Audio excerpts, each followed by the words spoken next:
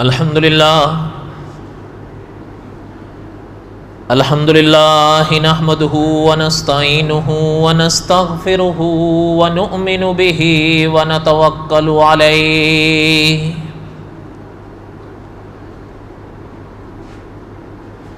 ونعوذ بالله من شرور أنفسنا ومن سيئات أعمالنا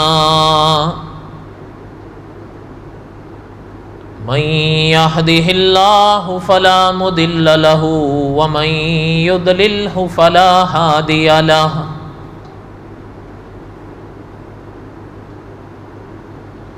ونشهد أن لا إله إلا الله وحده لا شريك له ونشهد أن سيدنا وسندنا ومولانا محمدا عبده ورسوله أما بعد أعوذ بالله من الشيطان الرجيم بسم الله الرحمن الرحيم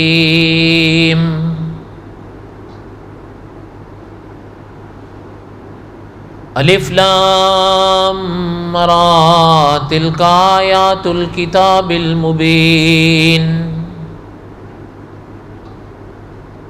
انا انزلناه قرآنا عربیا لعلکم تعقلون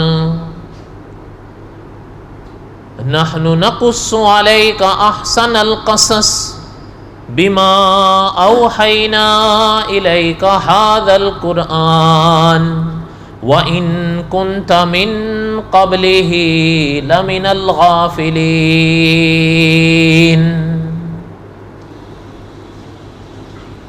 وقال الله تعالى في مقام آخر إن الله اصطفى آدم ونوحا وآل إبراهيم وآل عمران على العالمين ذرية بعضها من بعض والله سميع عليم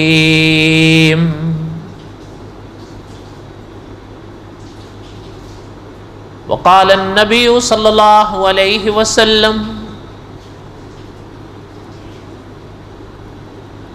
انا آخر الانبیاء وانتم آخر الامم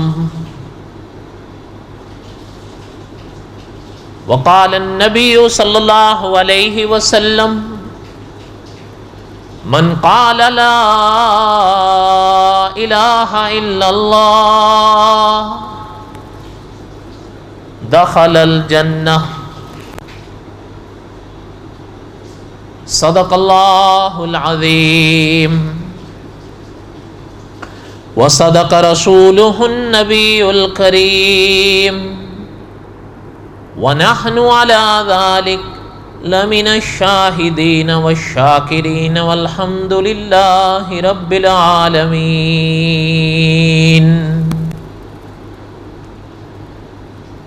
اللهم صل على محمد وعلى آل محمد كما صليت على إبراهيم وعلى آل إبراهيم إنك حميد مجيد اللهم بارك على محمد وعلى آل محمد كما باركت على إبراهيم وعلى آل إبراهيم إنك حميد مجيد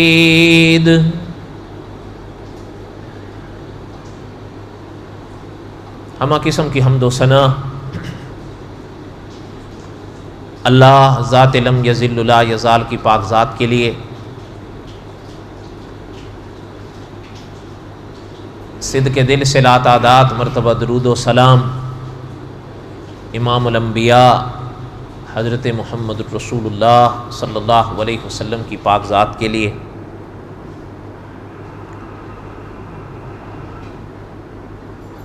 قصص الانبیاء علیہم الصلوۃ کے سبق ہم پڑھ رہے تھے۔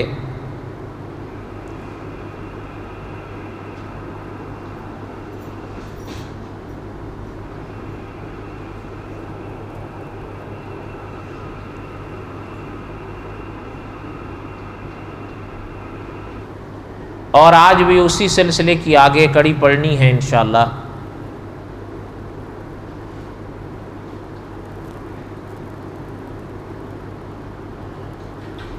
جہاں میں نے پچھلا سبق چھوڑا تھا قصص الانبیاء کا،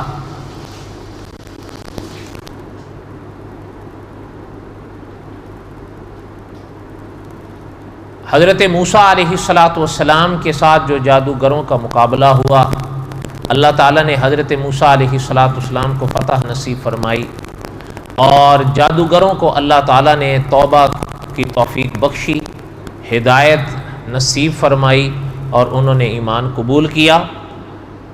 اور صاحب قصص الانبیاء نے لکھا ہے کہ جادوگر تو خیر ایمان لے آئے، قرآن نے واضح کر دیا ہے، تاریخ کی کتابیں یہ بھی بتاتی ہیں کہ قبطی بھی ایمان لائے، کئی لائے، بلکہ ہزاروں، بعض نے لکھا ہے لاکھوں۔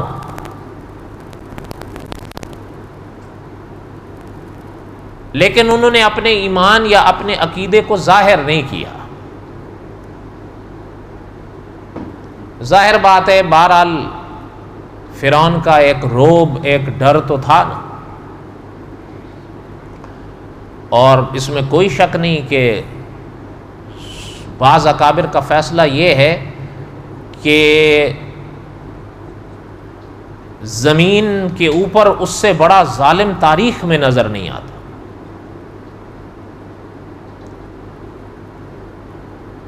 اس لیے علماء مفسرین نے اور دوسرے علماء تاریخ نے لکھا ہے کہ قبطی بھی ایمان لائے ہزاروں، بعض نے لکھا لاکھوں، واللہ اعلم بحقیقت الحال۔ لیکن انہوں نے یہ لکھا ہے کہ ان لوگوں نے اپنے ایمان کو بہرحال ظاہر نہیں کیا، لیکن ایمان لے آئے۔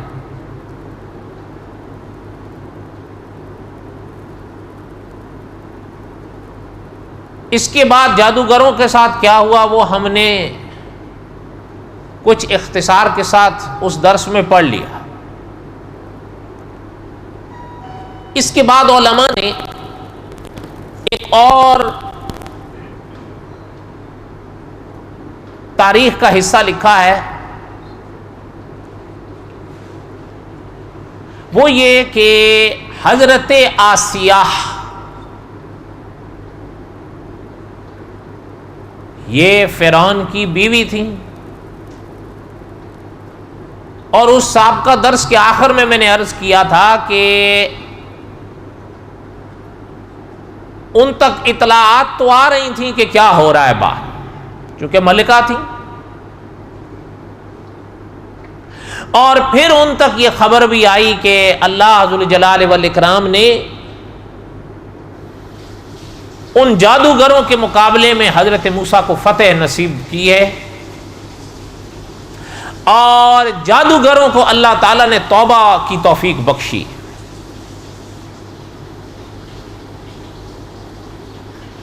مولانا پالن حقانی رحمۃ اللہ علیہ نے اپنی کتاب میں لکھا ہے کہ حضرت آسیہ کو حضرت موسیٰ سے محبت تو پہلے ہی سے تھی، پالا ہی انہوں نے تھا، اور خود حضرت آسیہ نے فرعون کے سامنے فرمایا تھا کہ یہ ہماری آنکھوں کی ٹھنڈک ہوگی۔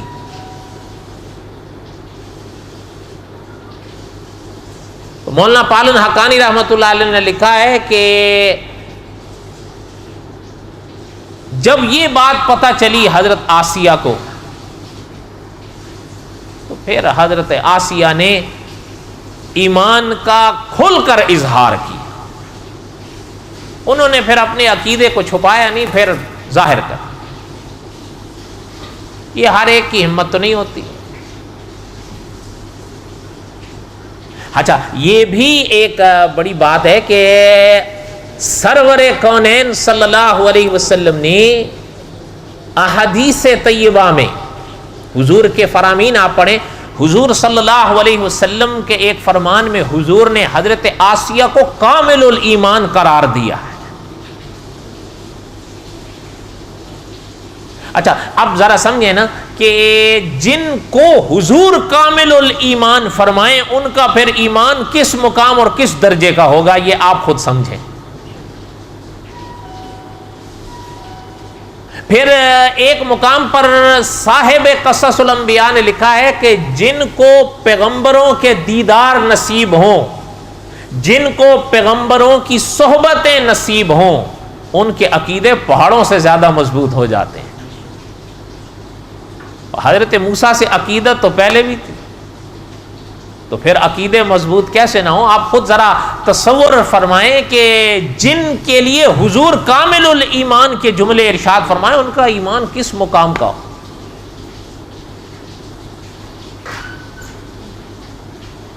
مولانا پالن حقانی رحمۃ اللہ علیہ نے لکھا ہے کہ انہوں نے اپنے عقیدے کا اظہار کر دیا، اور بھی کچھ اقوال علماء مفسرین نے لکھے ہیں۔ بہرحال بس ایک قول لے لیں، چھوڑیں باقی ساری تفصیلات کیا سنیں گے، بس ایک قول پڑھ لیا ہے، باقی اللہ تعالیٰ کے سپرد کرتے ہیں۔ حضرت آسیہ، اللہ تعالیٰ نے ان کو ایمان کی دولتیں نصیب فرمائیں اور بڑا پختہ ایمان اور عقیدہ نصیب فرمایا۔ اچھا، پھر یہ بھی اکابر کے بڑے عجیب فرامین ہیں قرآن پاک اور احادیث طیبہ کی روشنی میں، جن کے عقیدے جتنے زیادہ مضبوط ہوں گے ان پہ آزمائشیں بھی اتنی ہی سخت آئیں گی۔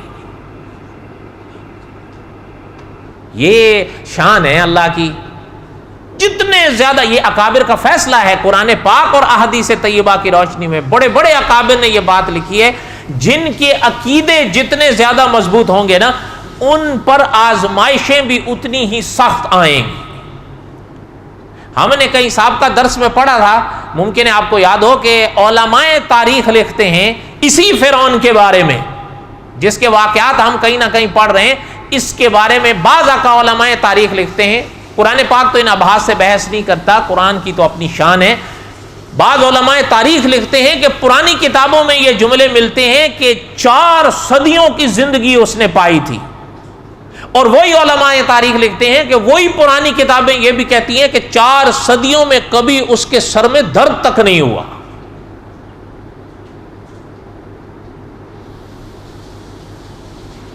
اس لیے اکابر نے لکھا ہے آزمائشیں وہیں آتی ہیں جہاں عقیدے ہوتے ہیں۔ اب ان کا عقیدہ یہ انہوں نے کھول کے، اچھا اب یہ چیز بھی آپ اور ہم خوب سمجھ سکتے ہیں نا کہ فرعون کے لیے تو یہ موت کی بات، پہلے تو جادوگروں کا مسئلہ بنا، سارے عام سارے لوگوں کے آگے، پھر اس کے بعد آپ خود سوچیں کہ جب وہ گھر گیا تو اس کے گھر میں یہ بات پیش آ گئی کہ اس کی اپنی بیوی اس عقیدے پر کو مان لیے جو حضرت موسیٰ پیش کر رہے تھے، اور اس عقیدے کا تو پہلا صیغہ ہی یہی ہے، لا الہ الا اللہ۔ وہ تو کہتا تھا انا ربکم الاعلی، لیکن لا الہ الا اللہ، سید عطا اللہ شاہ بخاری رحمۃ اللہ علیہ فرمایا کرتے تھے لا کی تلوار پھر چھوڑتی نہیں ہے، لا الہ الا اللہ۔ اچھا پھر ایک چیز اور بھی آپ ذرا دیکھیں، دھیان نہ ہٹے ورنہ بات نہیں سمجھ آئے گی۔ یہ 3 عنوان سامنے آ رہے ہیں نا، یا 3 نام سامنے آ رہے ہیں، جادوگروں کا، قبطیوں کا اور حضرت آسیہ کا۔ جادوگروں نے بھی اپنے عقیدے کو کھل کے ظاہر کر دیا، بلکہ یہاں تک واضح کیا کہ کسی کو شبہ نہ ہو کہ رب کے لفظ سے کہیں کوئی یہ مراد نہ لے لے۔ انہوں نے کھل کے کہا کہ ہم اس رب پر ایمان لائے ہیں جو حضرت موسیٰ اور حضرت بالکل۔ اچھا وہ ہم نے پڑھ لیا کہ پھر فرعون نے ان کو کیا کہا کہ اتنی جرأت تمہاری، اور اس نے کہا تھا کہ جب تم نے یہ کیا ہے تو اب اس کی سزا بھی دیکھو گے، ہم اگر تمہارا یہ ہاتھ کاٹیں گے تو یہ پاؤں کاٹیں گے، یہ ہاتھ کاٹیں گے تو یہ پاؤں کاٹ کے تمہیں سولی پہ لٹکائیں گے۔ اور علماء مفسرین کی جو ابحاث ہیں وہ ہم نے اس سابقہ درس میں پڑھ لی، آپ ذرا خود۔ اچھا جنہوں نے اظہار کیا اس کو، یہ جو قبطی تھے، وہ میں نے ابھی ظاہر کی عرض کیا نا کہ صاحب قصص الانبیاء اور دوسرے علماء نے لکھا ہے ہزاروں، بعد نے لکھا لاکھوں ایمان لائے، لیکن اس کے ڈر سے بولے نہیں، خاموش ہو، اس کے ڈر سے بولے نہیں، بولے نا۔ تیسرا نام تھا حضرت آسیہ کا، اور مولانا پالن حقانی رحمۃ اللہ علیہ نے لکھا اور علماء نے بھی لکھا ہے کہ ان کو جب اطلاع ملی حضرت موسیٰ کے فتح کی تو انہوں نے جو حضرت موسیٰ کا کلمہ پڑھا تو پھر اعلان پڑھا۔ اچھا تو جب جادوگروں کے ساتھ اس نے یہ کیا تو حضرت آسیہ کو چھوڑ دیتا ہو؟ نہیں، حضرت آسیہ کو کہاں چھوڑ، اس لیے اس کے لیے تو یہ موت۔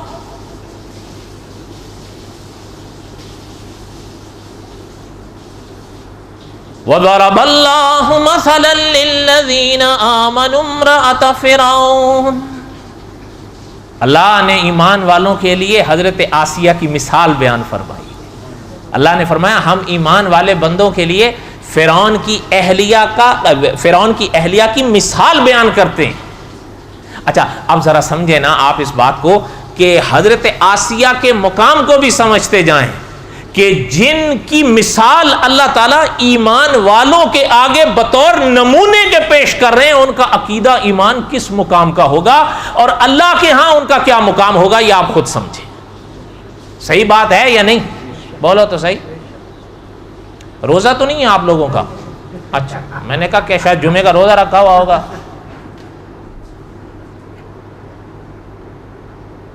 اچھا ایک یہ چیز بھی سمجھیں کہ یعنی حضرت آسیہ کے مقام کو سمجھیں آپ، بات میری سمجھ آ رہی ہے؟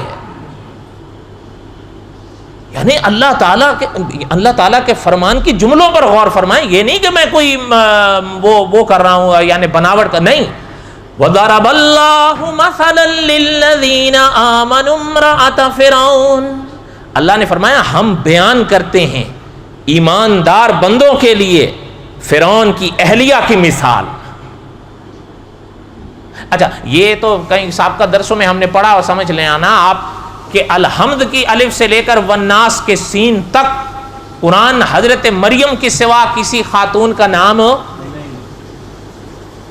بعض علماء نے لکھا ہے ایک اور کا بھی نام ہے لیکن وہ اختلافی اور بہت ہی اختلافی مسئلہ ہے، ورنہ اکابر اکثر کا فیصلہ یہی ہے کہ قرآن میں حضرت مریم کا نام ہے، خواتین میں باقی کسی کا نہیں۔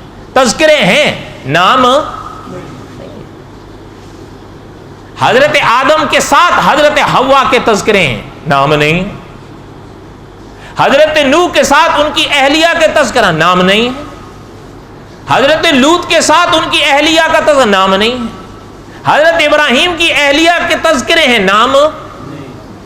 حضرت موسیٰ کی والدہ کے تذکرے ہیں قرآن میں، نام نہیں۔ حضرت موسیٰ کی بہن کا ذکر ہے قرآن میں، نام نہیں۔ آپ صلی اللہ علیہ وسلم کی ازواج مطہرات کے تذکرے ہیں قرآن میں، نام کسی بھی کا بھی نہیں۔ اس لیے اکثر علماء مفسرین کا فیصلہ یہ ہے کہ لگی لپٹی والی بات نہیں، سوائے حضرت مریم کے کسی کا نام اللہ نے قرآن میں نہیں لیا، اور وہ بھی علماء مفسرین نے لکھا اس لیے کہ حضرت عیسیٰ کی نسبت حضرت مریم کی طرف کرنی تھی، اس لیے کہ حضرت عیسیٰ کے کوئی باپ، بولو نا، اب تو کچھ ہوائیں غلط چل رہی ہیں، وہ لکھ رہے ہیں کہ نہیں مولویوں کو غلط فہمی ہوئی ہے۔ اچھا کون سی صدی کے؟ وہ جو کہہ رہے ہیں مولویوں کو غلط فہمی ہوئی ہے، ہمیں حق نہیں پہنچتا کہ ہم ان سے یہ سوال کریں کون سی صدی کے؟ 15 صدیوں کے علماء کو غلط فہمی ہوئی ہے اور 15 صدیوں کے بعد تم صحیح نتیجے پر پہنچے ہو، سوال ہمارا صحیح ہے یا غلط ہے؟ پوری امت حضور کی گمراہ گزر گئی ہے۔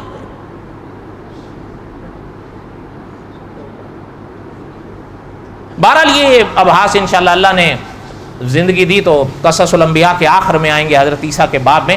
میں جو بات عرض کر رہا تھا وہ سنیں۔ حضرت آسیہ کا ذکر اللہ تعالیٰ نے قرآن میں نام نہیں، اللہ تعالیٰ نے فرعون کی اہلیہ کہہ کے ذکر فرمایا ہے۔ وَضَرَبَ اللَّهُ مَثَلًا لِّلَّذِينَ آمَنُوا امْرَأَتَ فِرْعَوْنَ، اللہ نے ایماندار بندوں کے لیے حضرت آسیہ کو بطور مثال کے پیش کیا۔ اچھا یہ بھی اکابر نے لکھا ہے کہ جب وہ سمجھ گیا کہ یہ اپنا حضرت موسیٰ کے عقیدے پہ آ گئی ہیں، اس نے کہا باز آ جاؤ، موقع دیتا ہوں۔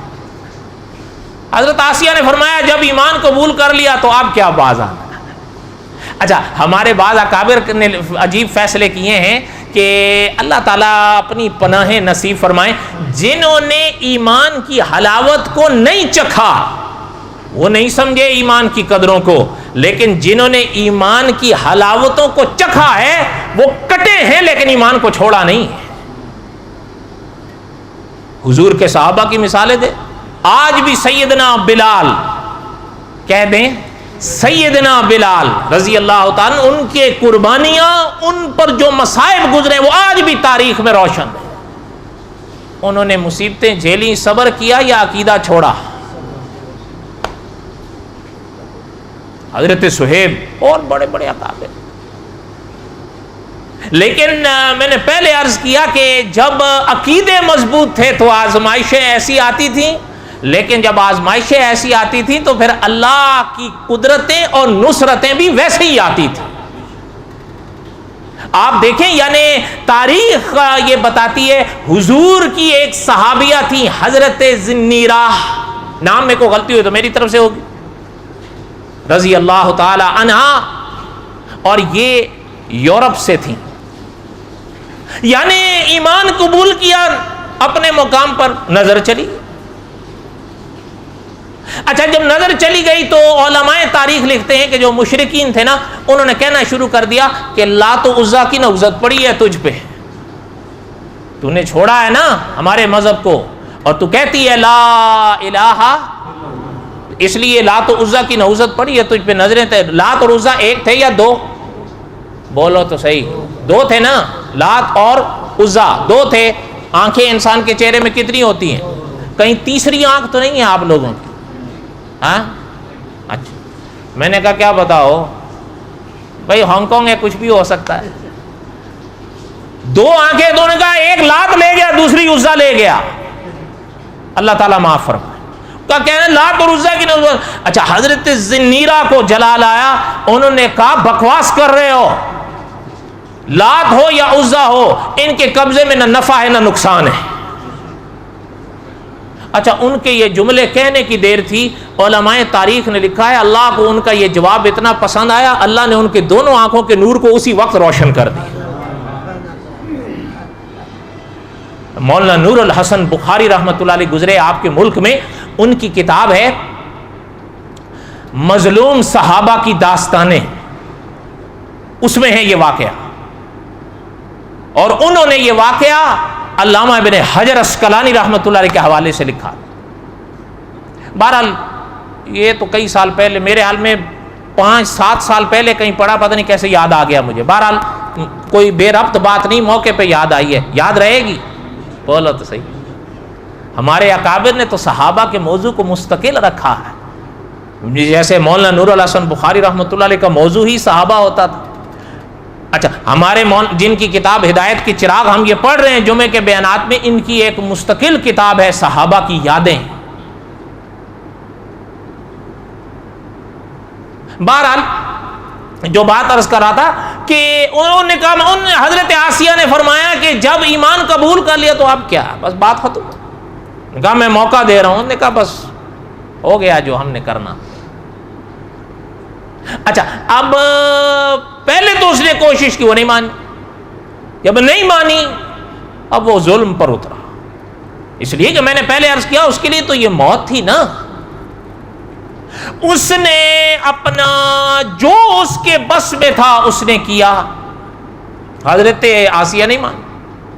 اب جب آخر آنے لگا تو اس نے حضرت آسیہ کو سپاہیوں کے حوالے کیا اور حضرت آسیہ کو حوالے کر کے کہنے لگا کہ ان کو لے جاؤ، جہاں اس خطے میں سب سے زیادہ گرمی پڑے وہاں کھڑا کراؤ، پھر موقع دو، دیکھو مانتی ہیں کہ وہاں لے جا کے کھڑا کر دیا۔ اچھا، اب گرمی، اور پھر یہ بھی آپ سمجھیں کہ مصر کی گرمی آپ اور ہم سے تو یہ نہیں برداشت ہوتی۔ اچھا، جب وہ اپنا وہ پڑھا نا، اچھا یہ بھی علماء تاریخ میں آتا ہے، بلکہ امام ابن کثیر رحمۃ اللہ علیہ جیسی شخصیت نے لکھا ہے کہ ظاہر ہے انسان تو ہے نا، پریشانیاں کچھ بتقاضۂ بشریت ہوتی ہیں، تو اب جب باندھا ہوا ہے اور وہ بھی گرمی میں اور کھڑا کیا ہوا ہے، ایک انسان ہل ہی نہیں سکتا، تو جب پریشانی تو پھر پیدا ہوتی ہے، وہ بتقاضۂ بشریت ہے۔ امام ابن کثیر رحمۃ اللہ علیہ نے لکھا ہے کہ اللہ ذو الجلال والاکرام نے ان کے اس حال کو دیکھا تو اللہ نے اپنے فرشتوں کو بھیجا کہ جا کے اپنے پروں کا سایہ حضرت آسیہ پہ کر دو۔ یہ امام ابن کثیر نے لکھا ہے تفسیر ابن کثیر میں، اور یہ میں نے کہیں پہلے بھی عرض کیا تھا، یہ حضور کی امت میں ایسے عالم گزرے ہیں، وہ مفسر بھی تھے، وہ محدث بھی تھے، وہ مورخ بھی تھے، حضور کی امت میں ایسے ایسے عالم گزرے۔ تو بہرحال بات یہ عرض کر رہا تھا، اچھا جب وہ ہوا فرعون کو پھر اطلاع دی گئی کہ نہیں مانتے، کہہ دیں کہ اچھا اب اس نے کہا کہ ٹھیک ہے، پھر جب نہیں مانتی تو ان کو وہیں لٹاؤ، اور لٹانے کے بعد ان کے ہاتھوں میں میخیں گاڑو۔ قرآن پاک میں ذل اوتاد فرعون کے لیے یہ لفظ اللہ تعالیٰ نے استعمال فرمایا، میخوں والا فرعون۔ علماء نے لکھا ہے اس کا ایک یہ وہ کرتا تھا، وہ یعنی ہم نے تو یعنی یہ محاورے پڑھ رکھے ہیں نا کہ دیواروں میں چنوا دیا وغیرہ وغیرہ، لیکن وہ حقیقتاً اس پہ عمل کرتا تھا۔ انہوں نے کہا لٹاؤ وہیں پر، جب نہیں مان رہی تو بات ہم نے موقع جتنے دینے دے دیے، وہیں ان کے ہاتھوں اور پاؤں میں میخیں گاڑو، اور وہ گاڑنے کے بعد اس نے حکم دیا کہ علاقے میں جہاں تک جا سکتے ہو جاؤ، اور جتنی بڑی چٹان ملے وہ لے کر آؤ، جتنی بڑی چٹان مل سکے وہ لے کر آؤ، اوپر پھینک۔ اچھا وہ علماء مفسرین نے لکھا گئے وہ لوگ، وہ بھی اس کے حکم کے مطابق جتنی بڑی چٹان ڈھونڈ سکتے تھے وہ لائے، وہ لائے اور اس حضرت آسیہ کے اوپر معلق کی رکھی کہ بھائی اب آئی۔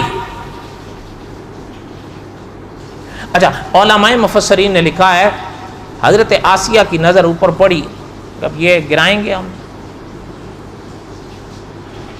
اب اللہ ذو الجلال والاکرام نے، علماء مفسرین نے لکھا ہے اس موقع پہ حضرت آسیہ نے وہ چٹان دیکھی تو سمجھ تو گئی اب آخر وقت ہے، تو اس موقع پہ حضرت آسیہ نے ایک دعا مانگی۔ حضرت آسیہ کی اس دعا کو اللہ تعالیٰ نے قرآن پاک میں بیان فرمایا، اذ قالت رب ابن لی عندک بیتا فی الجنہ۔ اچھا یعنی آپ دیکھیں امام ابن کثیر رحمۃ اللہ علیہ نے لکھا ہے کہ حضرت آسیہ کے علم اور حضرت آسیہ کے مقام کو سمجھو کہ حضرت آسیہ نے پہلے اللہ کا قرب مانگا ہے، پھر جنت میں گھر مانگا ہے کہ اللہ جنت میں گھر دیں لیکن وہاں دیں جو آپ کے قریب ہو، اللہ آپ نے پڑوس میں مجھے گھر دیں، ورنہ جنت کے گھر تو کئیوں ہر ایمان والوں کو ملے گا یا نہیں ملے گا، لیکن حضرت آسیہ نے فرمایا اللہ گھر دیں لیکن اپنے پڑوس میں دیں۔ امام ابن کثیر نے فرمایا یہاں پر بھی حضرت آسیہ نے اللہ کے پڑوس کو مقدم کیا ہے، محل کو مؤخر کیا ہے۔ اذ قالت رب ابن لی عندک بیتا فی الجنہ، اللہ مجھے اپنے قریب اپنے پڑوس میں جنت میں گھر دیں۔ اچھا علماء مفسرین نے لکھا ہے حضرت آسیہ کے یہ جملے اللہ کو اتنے پسند آئے کہ یہاں تک حضرت آسیہ کی دعا پہنچی تھی کہ ہر پردہ نگاہ کے درمیان سے اللہ نے ہٹا کے محل دکھا دیا کہ آسیہ یہ محل ہے تیرا۔ سبحان اللہ نہیں کہنا، ہاں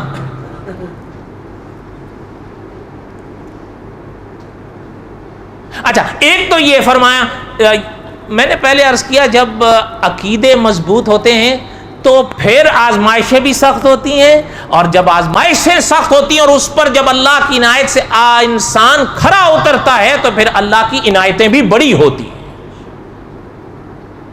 اذ قالت رب ابن لی عندک بیتا فی الجنہ وَنَجِّنِي مِن فِرْعَوْنَ وَعَمَلِهِ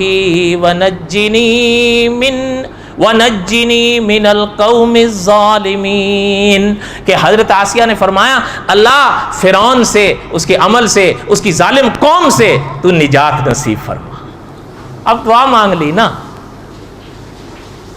اگر اس جملے کو سمجھیں، آپ دعا مانگ لی نا، ایک دعا تو مانگ لی کہ جنت میں اپنا، وہ اللہ نے دکھا دیا، اب ساتھ ہی میں انہوں نے یہ دعا مانگ دی، اذ قالت رب ابن لی عندک بیتا فی الجنہ ونجنی من فرعون وعملہ ونجنی من القوم الظالمین کہ اللہ فرعون سے، اس کے عمل سے، اس کی قوم سے اللہ نجات نصیب فرما۔ اچھا علماء مفسرین نے لکھا ہے فرعون کا عمل کیا تھا؟ علماء مفسرین نے لکھا ہے حضرت آسیہ کی مراد ظلم تھا اس کا، اور کیا تھا؟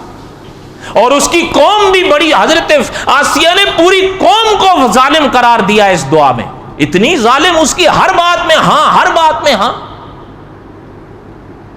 آپ اور ہم تو نہیں ہر بات میں ہاں کرتے ہیں،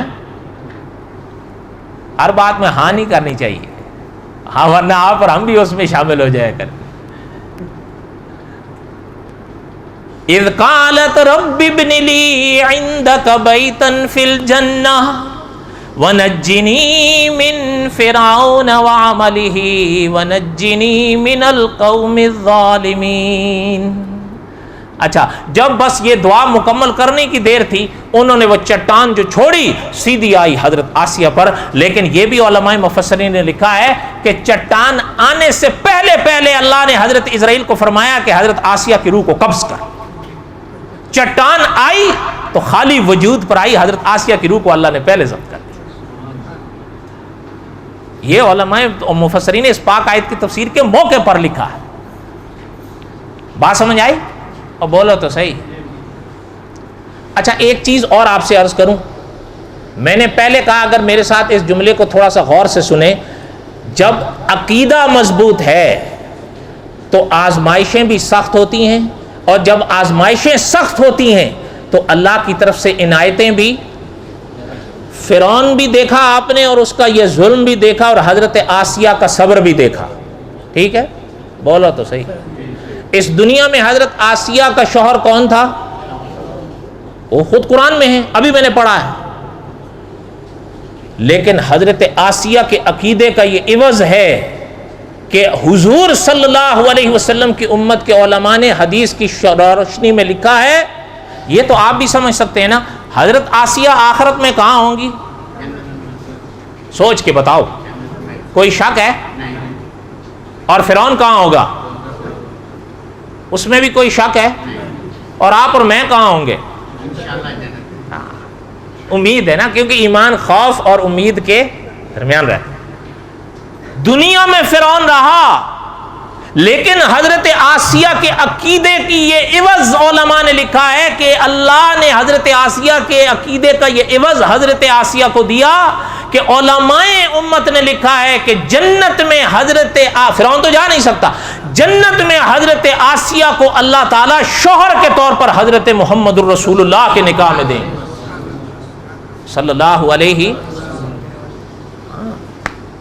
کتاب طلوع ہے سحر، اس میں یہ مسئلہ لکھا ہے، اور اس میں حضرت چنوٹی صاحب رحمۃ اللہ علیہ کا ایک مناظرہ بھی ہوا تھا قائدیانیوں کے ساتھ، بڑا دلچسپ، لیکن وہ بہرحال میں نہیں ابھی سنا سکتا، وہ تو کبھی اللہ نے موقع دیا تو پھر کی باتیں۔ اسی بات پر انہوں نے مرزے کے لیے یہاں سے دلیل پکڑنے کی کوشش کی تھی، بہرحال وہ ایک دوسرا قصہ ہے۔ کہنے کا مقصد یہ ہے کہ یہ حضرت آسیہ کے عقیدے کا عوض اللہ نصیب فرمائیں گے کہ وہ تو جنت میں جا نہیں سکتا، کون؟ تو حضرت آسیہ کو جنت میں حضرت محمد الرسول اللہ کے نکاح میں دیا جا۔ اچھا یہ بھی آپ اپنا عقیدہ اپنائیں نا، بعد از خدا بزرگ تو ہی قصہ، یہ کن کے لیے ہے؟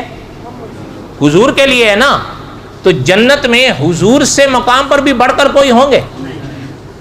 تو آپ دیکھیں حضرت آسیہ کو اللہ وہ شوہر نصیب فرما رہے ہیں جو بعد از خدا بزرگ تو ہی قصہ مختصر ہے۔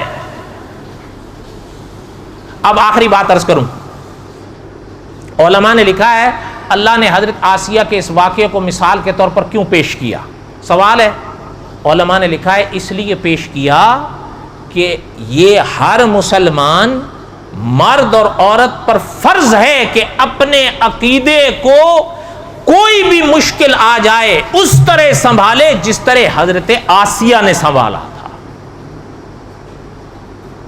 یہ مقصد ہے جو اللہ نے قرآن پاک میں حضرت آسیہ کے واقعے کو بیان فرمایا.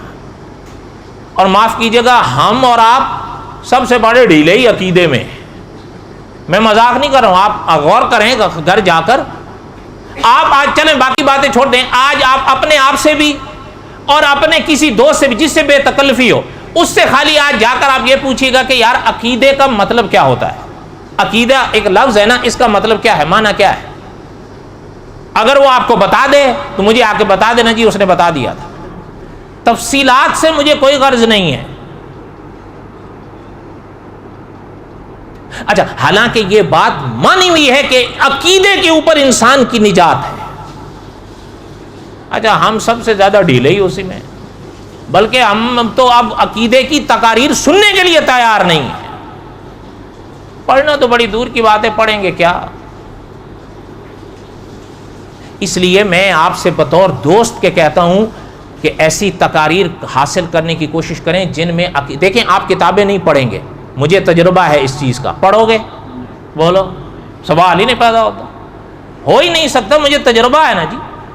اس لیے اچھا میں اس دن ایک دوست سے کہہ رہا تھا، یہ نہیں ہے اللہ تعالیٰ بڑا بول نہ بلوائیں، آپ حضرات تو چلے عوام میں ہمارے اپنے خطوں میں جن سے میرا واسطہ پڑتا ہے، میں نے آج تک ان میں بھی یہ سناٹا دیکھا ہے، الا ماشاء اللہ نہیں پڑھتے، وہ پڑھتے ہی نہیں ہیں. اس لیے کوشش کرو. آج دو ذریعے ہیں دین اسلام پڑھنے کے عموماً. ایک کتابیں ہیں، وہ آپ پڑھو گے نہیں، تقاریر حاصل کرو ایسی جن میں عقیدے پر مضامین ملیں. موٹی سی بات آپ کو بتاتا ہوں، مدرس حرم ہے نا شیخ محمد مکی صاحب، مسجد حرام میں جن کو 50 سال ہو گئے ہیں قرآن اور بخاری پڑھاتے ہوئے، ان کا درس ہے عقیدے پر پورا، منہاج مسلم کے نام سے. وہ پورا عقیدے پر ہے، 15 درس ہیں، ایک ایک درس 1.5 گھنٹے کا ہے.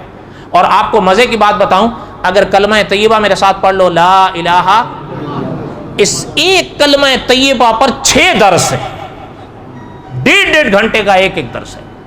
یہ نہیں ہوتا کہ سارا آپ ایک دن سنیں گے، 15 منٹ سنیں پھر رکھ دیں، پھر دوسرے روز سن لیں، یا جب آپ کو موقع ملے. کہیں آپ کو سفر پیش آتا ہے، سفر میں اگر ہم کسی اور فضول باتوں میں پڑھنے کے اگر یہ سن لیں، عقیدہ بن جائے گا. نیٹ پر بھی ہے منہاج مسلم، آڈیو کیسٹ میں البم کی صورت میں بھی ہیں، سی ڈیوں کی صورت میں بھی ہیں. بس آپ اور ہم کوشش نہیں کرتے. میں نے کوئی غلط بات تو نہیں کہی؟ عقیدے پہ محنت کرنی چاہیے یا نہیں؟ عقیدے پہ محنت کریں. اور یاد رکھیں منہاج مسلم میں ہی حضرت کے یہ جملے چھپے ہیں، اور مفتی امداد اللہ انور صاحب کی تصدیق کے ساتھ چھپے ہیں کہ اعمال کی کوتاہیاں قابل معافی ہیں، عقیدے کی کوتاہی ناقابل معافی ہے. یہ یاد رکھنا. شیخ الحدیث مولانا زکریا صاحب رحمۃ اللہ علیہ نے فضائل میں لکھا ہے کہ قیامت کے میدان میں 3 عدالتیں قائم ہوں گی. ان میں پہلی عدالت عقیدے پر ہوگی. حضرت نے لکھا ہے جو عقیدے میں فیل ہوگا اس کی نجات کا سوال ہی نہیں پیدا ہوتا. اور یاد رکھو اللہ میاں سے میری اور آپ کی رشتہ داری نہیں ہے. ہاں یہ یاد رکھنا، اللہ تعالیٰ خالق ہیں، مالک ہیں. یہ نہیں ہے کہ آپ اور ہم ان کے رشتہ دار ہیں، جو ہے وہ ہم تو بخشے بخشائیں اور یہ بھگتیں گے. اگر ان کے عقیدے میں جھول ہے اور بھگتیں گے تو آپ اور میں کیا ہیں؟ ہم نہیں بھگتیں گے. بہرحال یہ باتیں تو چلتی رہتی ہیں. دعا کریں اللہ تعالیٰ عمل نصیب فرمائیں. حضرت آسیہ کا قصہ اپنے بساطہ ختم ہوا، اللہ نے زندگی دی تو حضرت موسیٰ کا بقایا قصہ اب آگے سے پڑھیں گے. وما علینا الا البلاغ المبین.